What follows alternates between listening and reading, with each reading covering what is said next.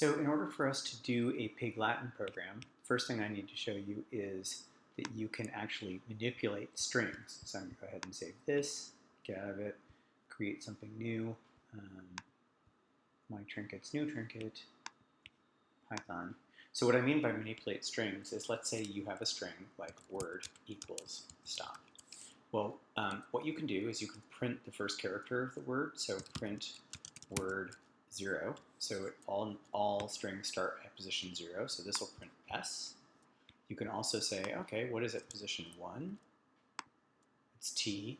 You can also print a range of characters, such as 1 to 4. Let's see, what's that do? That goes top, it cuts out the first letter.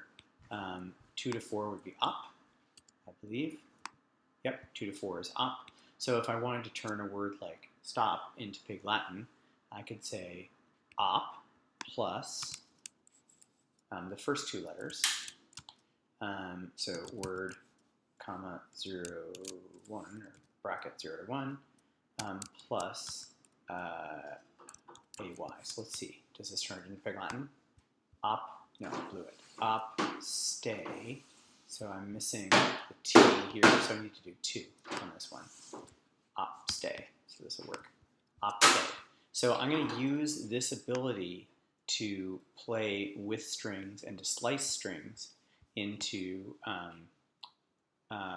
my Pig Latin translator. The other thing you need to know is that you can figure out the length of a string as well. So print len word. This will give me the number 4 because stop has 4 letters in it. If I had a longer word, like stopping, then it would obviously be longer, 8 letters. Okay, so we're going to use those tools in our next program.